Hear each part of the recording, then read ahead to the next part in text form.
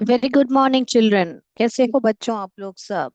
Hope you all are doing good. So today we'll have a new chapter, Unit 8, जो है हमारा Short Monsoon Diary. Okay? जो कि page number 104 में है, 104. तो आप लोग सब साथ साथ पढ़िए बेटा. A Short Monsoon Diary. Do you know what a diary is? क्या बच्चों आपको पता है डायरी क्या होती है? क्या आपने कभी अपने पर्सनल डायरी मेंटेन की है बेटा? Yes, it is a record of personal experience written day after day over a long period of time. तो ये क्या है? डायरी क्या होती है बेटा? जो भी अपना पर्सनल अनुभव जो होता है, अपना दैनिक अनुभव जो होता है, हम उसमें लिख सकते हैं डे आफ्टर डे, यानी कि हर रोज हम ऐसे ऐड करते जा सकते हैं, पूरे साल या अगले साल ऐसे कंटिन्यू करते रहते हैं. बहुत लोग को अपना डायरी लिखना पसंद आता है, क्योंकि आगे जाके जब आप एक जब 5 साल के बाद वो डायरी जाके पढ़ोगे, तो आपको आपका आप कैसे कितने दूर आए हो आपको मालूम पड़ेगा, और आपके क्या क्या एक्सपीरियंस थे. कभी कभी हम भूल जाते हैं, जब उनको पढ़ते हैं तो वो याददाश्त जो है हमारे सामने, जब हम पढ़ते हैं वो तो वो इंसिडेंट हम सामने विजुलाइज कर पाते हैं बेटा. तो यहाँ पर क्या बताया बेटा? Do you know what a diary is? It is a record of personal experience written day after day over a long period of time. Okay बेटा? तो अभी आपको मालूम है कि डायरी क्या है करके. तो अभी क्या इंट्रोडक्शन और बाकी है. You can also use a diary to note down things you plan to do immediately or in future.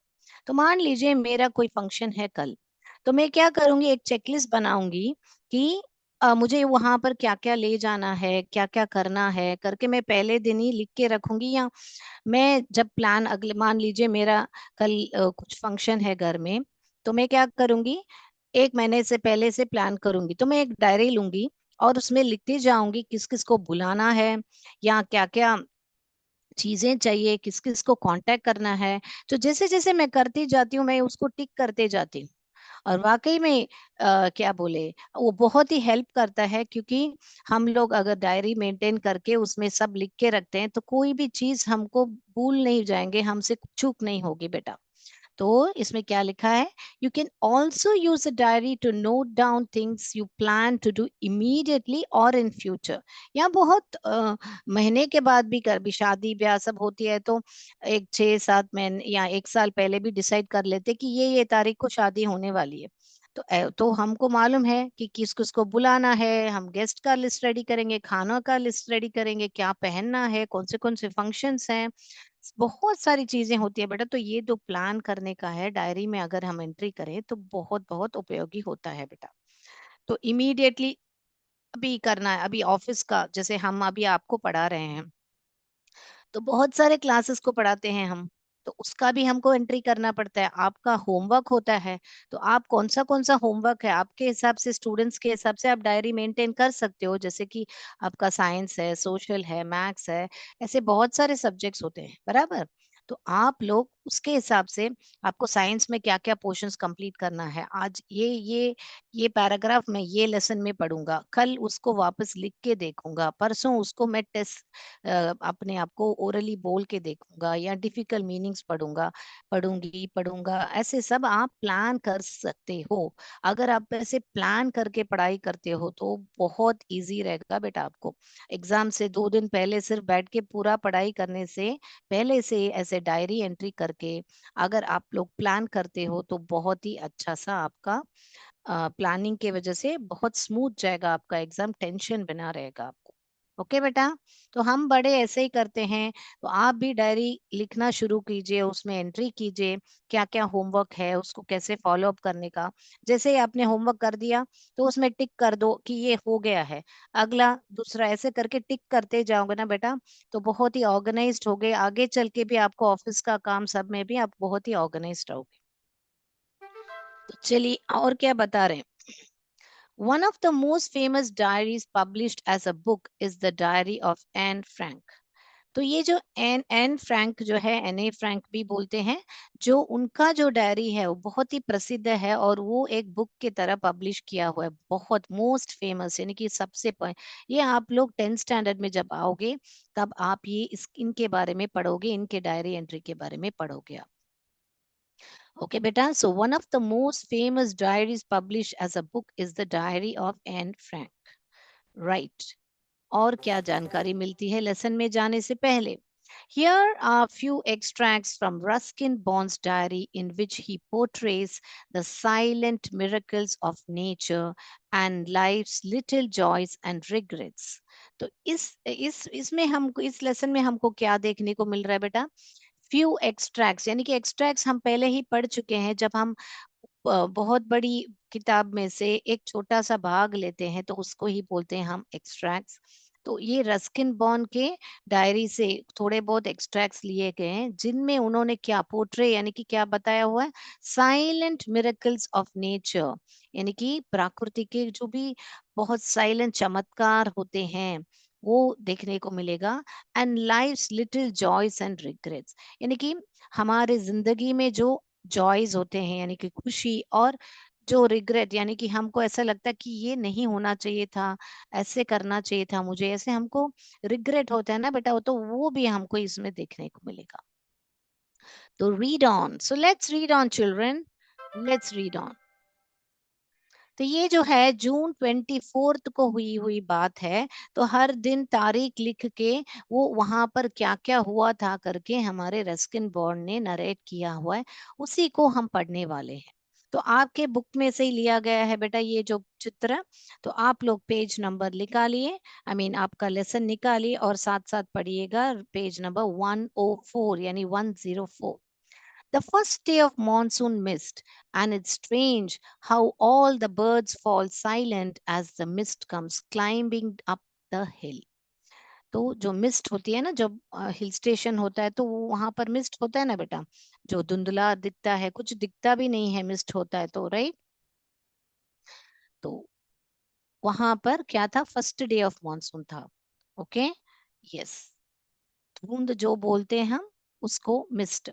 First day of monsoon, and it's strange how all the birds fall silent as the mist comes climbing up the hill. तो हम birds हमेशा trees में रहते हैं तो चहकते रहते हैं, chirp करते रहते हैं, करेक्ट। मगर यहाँ मिस्ट के वजह से सब बर्ड्स जो हैं बहुत साइलेंट हैं, बैठे हुए हैं। Perhaps that's what the mist so melancholy. Not only does it conceal the hills, so conceal the hills माने यहाँ पे क्या बेटा? यानी कि पूरा हिल्स को जो है छुपा दिया है। Okay, perhaps that's what makes the mist so melancholy. तो यहाँ पर है very sad. The mist is called melancholy because it makes people feel melancholy. यानी कि पीपल को बहुत यानी कि बहुत कोजी एक फुर्तीलापन नहीं होता है, बहुत कोजीपन ऐसे रहते हैं ना लोग, जब बहुत सर्दी रहती है, तो इसीलिए ये वर्ड यूज किया गया है। Perhaps that's what makes the mist so melancholy. Not only does it conceal the hill, it blankets them in silence.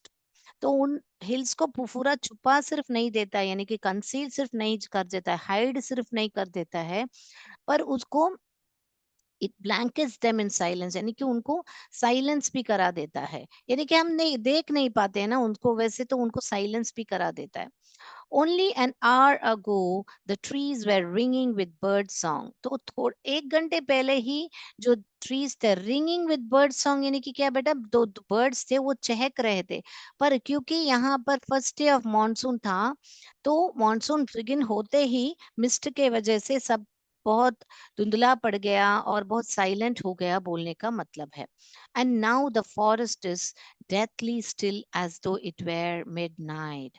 मगर अभी 1 घंटे के बाद जब मॉनसून मिस्ट हो गया है, तो फॉरेस्ट ऐसा लग रहा है कि जैसे कि मिडनाइट हो गया, और डेथली स्टिल यानी कि बहुत ही, जैसे अगर गुजर जाते हैं तो क्या होते हैं, वो हिल नहीं पाते ना, ऐसे स्टिल हो जाते हैं। तो इसीलिए बोलते हैं कि फॉरेस्ट ऐसे जैसे लग रहा है जैसे कि कोई लाइफ ही नहीं है, पूरा स्टॉप में आ गया है। Through the mist, Biju is calling to his sister. I can hear him running about on the hillside, but I cannot see him. तो through the mist, यानी mist के अंदर से मैं बिज्जू का is calling to his sister, यानी कि बिज्जू जो है अपने सिस्टर को देख नहीं पा रहा है क्योंकि वो मे बी उस पार है। और बिज्जू जो है एक कैरेक्टर है इस लेसन में।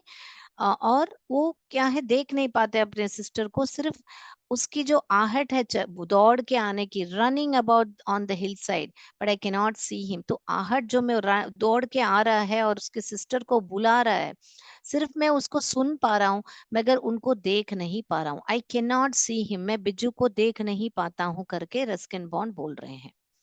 तो यहाँ पर ये जो है जून 24 का डायरी जो है समाप्त होता है बेटा। तो यहाँ पर क्या पता चल रहा है हमको कि जो है मॉनसून के वजह से जो बर्ड्स का चहकना, जो हिल्स नहीं दिखते हैं यानी कि कंसील कर दिया है, और सब पूरा सन्नाटा मचा हुआ है। या और वही डेथली स्टिल करके बोल रहे हैं, और ऐसे लग रही है मिडनाइट हो गया है। और बिज्जू जो है अपनी बहन को बुला रहा है, तो मैं देख नहीं पा रहा हूँ, सिर्फ उसकी चलने की आहट सुन पा रहा हूँ, यानी कि दौड़ने की आहट सुन पा रहा हूँ। तो चलिए अगला देखेंगे, जो कि है जून 25 का डायरी। तो आप लोग अपने किताब से पढ़िए बेटा, क्योंकि यहाँ पर टेक्स्ट छोटा है, सिर्फ आपको ऐसे दिखाने के लिए और एक फील दिखाने के लिए कि ये टेक्स्ट बुक से है। मैं बोर्ड में लिख के बदे आपको ये दिखा रही हूँ कि आपके टेक्स्ट बुक में से ये यहाँ पर साथ में पढ़िए। तो कि reading is very very important children. Okay, some genuine, कैसे पढ़ने का, जेन्युइन। तो जब भी जी है ई के साथ आता है तो ज का साउंड करता है, हमने आपको सिखाया हुआ है। नहीं तो जी जो है ग साउंड करता है, मगर जी जब भी ई के साथ आता है या वाई के साथ आता है या आई के साथ आता है, तो जी जो है ज साउंड करता है। इसीलिए हम इसको जेन्युइन नहीं पढ़ते हैं, जेन्युइन पढ़ते हैं। Okay, beta. Some genuine early monsoon rain, warm and humid, and not that cold high altitude stuff we have been having all year. तो हम ये बहुत ही जल्द में से आ गया है ये रेन, जो है बोलने का मतलब है some genuine early monsoon rain, warm and humid and not that cold high altitude stuff we have been having all the year. तो पूरे साल में हमको ये जो है, ये जो इतना भी cold, not that cold high altitude stuff, तो इतना भी कोल्ड नहीं है, तो मगर वार्म ह्यूमिड और रेन है, मॉनसून रेन शुरू हो गई है। The plant seem to know it too, तो वो जो वहां पर जो पेड़ हैं उनको भी शायद मालूम हो गए बारिश आ गई है करके, पहले से ही मालूम है करके बोलने का मतलब है यहाँ पर। The plant seem to know it, यानी कि पहले से ही शायद प्लांट्स को अंदाजा है या मालूम है कि ये मॉनसून होने वाला है। And the first cobra lily rears its head from the ferns as I walk up to the bank and post office. तो जब मैं बैंक और पोस्ट ऑफिस की ओर चल रहा था, तो यहाँ पर देखिए बेटा, जैसे नाग फन उठाता है ना बेटा, जब सांप होता है तो क्या करता है बेटा, सांप क्या करता है, ऐसे फन उठाता है ना अपना, ऐसे फन उठाता है ना, राइट। तो ऐसे सांप जो है अपना फन उठाता है, इसको ही फैंग्स बोलते हैं, बराबर। तो ये ऐसे ही कुछ है, देखिए उसका शेप यहाँ पर देखिए। तो इसको क्या बोलते हैं बेटा, ये जो है lily cobra, first lily cobra, इसका जो है ये है फर्न्स। ये क्या है बेटा, ये जो यहाँ पत्ते दिख रहे हैं ये हैं फर्न्स। तो ये जो फर्न्स में से निकल के जो अपना हेड को ऐसे निकाल रहा है, अपने सर को ऐसे कोबरा जैसे। तो देखिए, the plant seems to know it too and the first cobra lily rears its head from the ferns, यानी इस फर्न्स में से उसका जो हेड है ऐसे बाहर निकाल रहा है। All right, yes. तो इसलिए यहाँ पर आपके बुक में ही ये चित्र है, तो आप लोग देख सकते हो। The myths affords a certain privacy. तो द मिस्ट तो जो जो मिस्ट है, जो धुंध है, उसको है ना एक प्रिवेसी चाहिए, यानी कि सब ढक के रखते, तो सब वो ऐसे प्रिवेसी माने क्या, जैसे हम कुछ कपड़े बदलते तो रूम में जाके बदलते हैं, तो प्रिवेसी होता है ना बेटा। तो वैसे ही बोल रहे हैं, the mist affords a certain privacy, तो मिस्ट को थोड़ा बहुत प्रिवेसी चाहिए करके वो ऐसे बोल रहे हैं। ओके बेटा। तो अगला, a school boy asked me to describe the hill तो स्कूल बॉय ने क्या बोला कि मुझे है ना हिल स्टेशन और वैली जो है उसका मुझे डिस्क्राइब कीजिए, यानी कि उसका वर्णन कीजिए करके बता रहे हैं। तो उसके लिए बोला कि क्या बोले, the school boy asked me to describe the hill station and valley in one sentence, यानी कि एक सेंटेंस में मुझे डिस्क्राइब कीजिए, उसका वर्णन कीजिए, यानी हिल स्टेशन और वैली का। And all I could say was a paradise that might have been, यानी कि पैराडाइज यानी कि क्या बेटा, हेवन, जन्नत। तो एक जन्नत है मेरे हिसाब से, हिल स्टेशन जो है एक जन्नत है जो दैट माइट हैव बीन, तो वो जो हिल स्टेशन है शायद कभी जन्नत हुआ होगा, ऐसे बोलने का मतलब है। तो यहाँ पर क्या बोल रहा है कि जो मिस्ट को है एकांत यानी प्राइवेसी चाहिए, एकांत चाहिए। और एक स्कूल बॉय ने मुझे पूछा कि हिल स्टेशन और वैली को वर्णन कीजिए, तो मैंने बोला कि वो एक जन्नत है, पैराडाइज। ओके, अगला। उसके बाद में हम जून 27 को जा रहे हैं। तो जून 27 में क्या लिखा है बेटा, the rains have herald the arrival of some seasonal visitors, a leopard, a several thousand leeches। तो रेन आने के वजह से herald the arrival of some seasonal, herald यानी कि announced or brought the news of, यानी कि उनका आने का संदेश दिया है हमको, किसका, सीजनल विजिटर्स। सीजनल विजिटर्स माने क्या बेटा, जो उस सीजन में आने वाले जो गेस्ट होते हैं। यहाँ पर कौन गेस्ट है, फॉरेस्ट में जो जानवर रहते हैं वो ही हैं यहाँ के मेहमान यानी विजिटर्स। कौन कौन है देखेंगे, अ leopard and several thousand leches. तो लेपर्ड भी होता है, लीचेस, लीचेस जो आपके जो ब्लड सकर्स होते हैं, जो लीचेस होते हैं, और लेपर्ड होता है, राइट। तो वो सब हमें चित्र में दिखाऊंगी, लेपर्ड और चीचेस, leeches I mean. Yesterday afternoon, the leopard lifted a dog from near the servant quarters below the school। तो जो सर्वेंट क्वार्टर्स स्कूल के नीचे है, वहां पे एक लेपर्ड आया और उसने क्या किया, उसने आके एक डॉग को, उसने एक कुत्ते को उठा लिया था। ओके, तेंदुआ जो बोलते हैं लेपर्ड, राइट। तो उसने आके हमारे डॉग को उठा, किसका डॉग था बेटा, बताइए किसका डॉग था, लिखा है देखा पैराग्राफ में, बता रहे, पढ़ेंगे देखिए हम। तो किसका डॉग था, तो Bijju's. In the evening it attack one of Bijju's cows. तो बिज्जू का डॉग जो है उसको भी उठा लिया, बिज्जू का काऊ को। डॉग को कब उठाया बेटा, आफ्टरनून में, दोपहर के समय में आके डॉग को उठा के गया, और शाम के समय में, इवनिंग के समय में किसको उठा के गया, Bijju's cow. But fled at the approach of Bijju's mother. तो बिज्जू के मदर आई थी वहां पर, उन तो who came screaming impercussions। तो impercussions माने उसने ऐसे गाली देते हैं ना गुस्से से, कि चले जा यहाँ से, मेरे गाय को उठाने आया है या मेरे कुत्ते को उठाने आया है, ऐसे करके गुस्से से स्क्रीमिंग, चिल्लाते हुए। तो उस तो ही impercussions माने कर्सेस यानी कि बददुआ देना। ओके, हालांकि उस लेपर्ड को समझ में नहीं आएगा कि क्या बददुआ दिया, मगर हम इंसान ऐसे ही होते हैं, बददुआ निकाल देते हैं, राइट। तो यहाँ पर बिज्जू की मम्मी ने उस काऊ को बचा लिया ऐसे आवाज करके, तो वो तेंदुआ जो है यानी कि लेपर्ड जो है भाग गया, right. Other new arrivals are the scarlet मिनीवर्ड्स।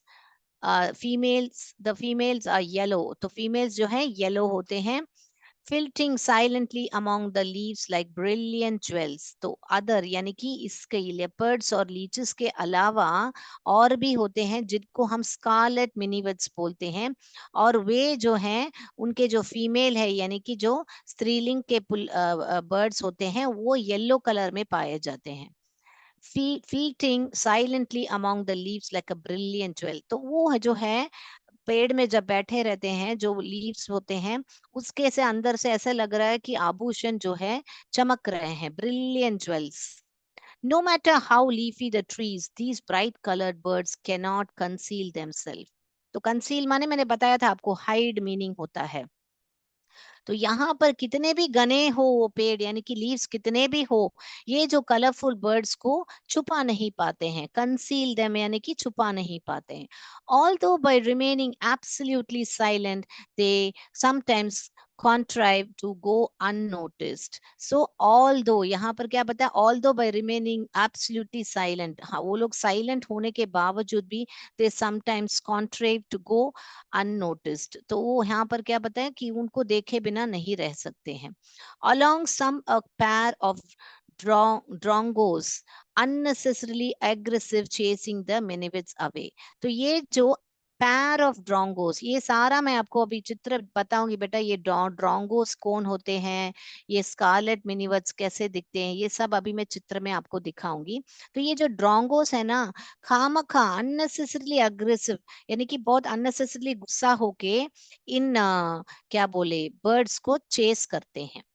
तो यहाँ पर चेस यानी कि भगा देते हैं. फिर बाद में लास्ट पैराग्राफ आपके बुक बैक 109 में है बेटा, तो मैं यहाँ पर टाइप करके रखा है, a tree creeper moves rapidly up the trunk of the oak tree. तो वहां पर ट्री में क्रीपर जो होते हैं, जो ऊपर चढ़ने का प्लान्स होते हैं ना बेटा, तो वो जो होते हैं, वो जो है उनके साथ ही साथ इंसेक्ट्स जो हैं वो भी चढ़ लेते हैं बोल रहे हैं, क्योंकि क्रीपर्स जो है वो पेड़ के ऊपर चढ़ते हैं बराबर. लताओं जो बोलते हैं क्रीपर्स.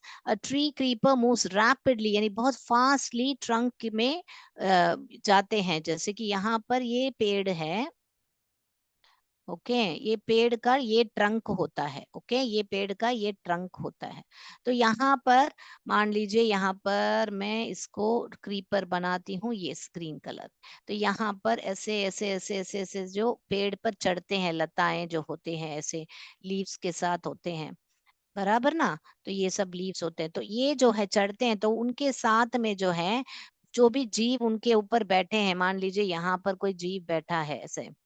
ओके यहाँ पर जीव बैठा है, मैं ब्राउन कलर में ड्रॉ करके दिखाती हूँ आपको. यहाँ पे जीव बैठा है, तो जैसे जैसे ये क्रीपर जो है ऊपर चढ़ता है, तो ये जीव भी उनके साथ साथ ऊपर चढ़ने का बोलने का मतलब है. यहाँ पर देखिए, a tree creeper moves rapidly up the trunk of a oak tree. ये कौन सा ट्री है बेटा, ओक ट्री करके बता रहे हैं यहाँ पर. Now that the rains are here, there is no dearth of food for insectivorous birds. तो वापस पढ़ रही हूँ देखिए. तो trunk of a oak tree snapping up insects all the way, तो ये इंसेक्ट्स को भी ऑल द वे अप ऊपर ले जाता है बोलने का मतलब है. There is no dearth of food for the insectivorous birds. तो यहाँ पर इंसेक्टिवोरस बर्ड्स माने क्या बेटा, जो बर्ड्स जो हैं इंसेक्ट्स खाते हैं, तो उसको इंसेक्टिवोरस बर्ड्स बोलते हैं. तो यहाँ पर मॉनसून आने के वजह से, यहाँ अभी ये मॉनसून आया है, यहाँ से इंसेक्ट सब बाहर निकल के बाहर आते हैं. तो यहाँ पर पक्षी है, तो वो क्या करेगा, इसको देखेगा तो ऑब्वियसली क्या करेगा, ये पक्षी क्या करेगा, इस इंसेक्ट को आके उठा लेगा बराबर. तो इन इंसेक्टिवोरस बर्ड्स के लिए ये जो इंसेक्ट्स की कमी ही नहीं है. There is no dearth of food for the insectivorous birds, यानी कि कोई कमी नहीं है, इस इंसेक्ट्स की कमी नहीं होगी इस पक्षियों के लिए बोलने का मतलब है. तो मैं उम्मीद करती हूँ कि बेटा ये लेसन बहुत बढ़िया से आपको समझ में आया. तो वो भी एमसीक्यू करेंगे, तो समय नहीं है हमारे पास, तो अगली कक्षा हम इस लेसन पर एमसीक्यू करेंगे. तो हम क्विकली क्या करेंगे, इसके क्वेश्चन आंसर दो जो हैं वो भी कर लेते हैं बेटा. तो मैं ये रब करती हूँ, तो आपको ये समझ में आया होगा इस जून 27 में क्या बता रहे हैं, कि मॉनसून आने की वजह से ये लेपर्ड और ये जो लीचेस, ये स्कारलेट मिनीवेट्स और भी ड्रोगोन्स, ये सारे जो हैं मेहमान हैं करके बता रहे हैं. चलिए मैं इसको फ्लिप करके आपको ये सारे दिखाती हूँ अभी. ये देखिए, ये तेंदुआ, ये लेपर्ड होता है. तो पहला क्या किया लेपर्ड ने, डॉग को उठा के गया. किसका डॉग था, बिज्जू का डॉग था. ठीक है, यहाँ पर देखिए, इसलिए ये चित्र मैंने दिखाया है कि तेंदुआ जो है डॉग को उठा के पहले लेके गया. फिर अगले ये क्या है, दोपहर में हुआ था. फिर यहाँ पर देखिए बेटा, गाय को आके अटैक किया, मगर जैसे ही बिज्जू के माँ ने आवाज दिया तो ये भाग गया, जो लेपर्ड है वो भाग गया काऊ को छोड़ते हुए. ठीक है ना. तो यहाँ पर देखिए, ये लेपर्ड है, ये काऊ है, राइट. ये किसकी काऊ है, बिज्जू की काऊ है. और किसके वजह से लेपर्ड भाग गया, क्योंकि बिज्जू के माँ ने उसको पकशंस यानी कि कर्सेस यानी कि जो श्राप जैसे देने का किया था. और ये जो है ये लीचेस होते हैं बेटा. तो यहाँ पर आपको जो लीचेस का यहाँ पर एक वो बताया गया कि लीचेस के बारे में कि मैं है ना, as for the leeches I shall soon get used to a little blood letting every day. तो लीचेस का जो बताया गया था कि मैं है ना ये ब्लड लेटिंग यानी कि क्या बेटा, पहले एक जमाने में सब अभी भी किस कहाँ कहाँ पे होते हैं, इनको रख के जो इम्प्योर ब्लड है उसको निकाल के उस ट्रीटमेंट कराते हैं। तो ये यहाँ पर यही कुछ चालू है, ट्रीटमेंट चालू है, यही होते हैं लीचेस। राइट, तो लीचेस भी आपने देख लिया। राइट, नेक्स्ट अगला हमने देखा ये क्या है, ये है स्कारलेट मिनीविट्स। ये क्या है बेटा, स्कारलेट मिनीविट्स। और इनके फीमेल यानी कि जो स्त्रीलिंग के होते हैं वो येलो कलर में होते हैं। तो अब ये भी देख लीजिए, ये फीमेल ये वाले होते हैं फीमेल के। Okay, right, yes. और ये होते हैं हमारे ड्रैगन्स जो होते हैं, ड्रॉन गोस जो होते हैं, जो जो मिनिवेट्स को चेस करते हैं यानी भगाते हैं। ओके, ये क्या कौन है बेटा, ड्रॉन्गोस। क्या कैसे प्रोनाउंस कर रहे हैं, DRON, ड्रॉन गोस, GOS, गोस, ड्रॉन्गोस। तो यहाँ पर पैर यानी दो हैं। ओके, पैर ऑफ ड्रॉन्गोस जो मिनिवेट्स को चेस करते हैं। राइट, तो अभी हम क्वेश्चन आंसर्स पढ़ रहे हैं जो कि हैं, why is the author not able to see Bijju. जो ऑथर हैं वो क्यों बिज्जू को देख नहीं पाते हैं। ये क्वेश्चन लिखने की जरूरत नहीं है, आपके बुक में ही है। तो हमको मालूम पड़ा जून 27 24 का डायरी पढ़ते हुए कि बिज्जू को क्यों नहीं देख पाए। तो आंसर है, the author could not see Bijju due to the mist that covered the hills. तो जो ऑथर है, ऑथर कौन है यहाँ पे, रस्किन बॉन्ड है। तो रस्किन बॉन्ड जो है बिज्जू को नहीं देख पाए क्योंकि जो क्या है, मिस्ट के वजह से, क्योंकि वो पूरे हिल्स को कवर किया था, हमने पढ़ा था कंसील किया था करके।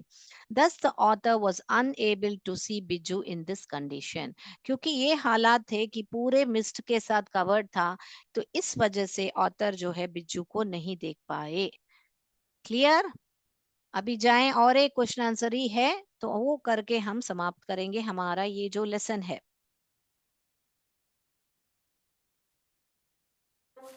तो सेकंड क्वेश्चन है, what are the two ways in which the hills appear to change when the mist comes up. तो what are the two ways यानी दो वेज जो है, जो hills appear the to change when the mist comes up, जो hills हैं बदल के दिखते हैं जैसे जैसे वो जो मिस्ट ऊपर चढ़ती चढ़ती आती है। तो वो दो वेज क्या है करके पूछ रहे हैं, तो आंसर्स देखेंगे हम। When the mist comes up, the bird falls silent. It conceals the hills. It blankets them in silence too.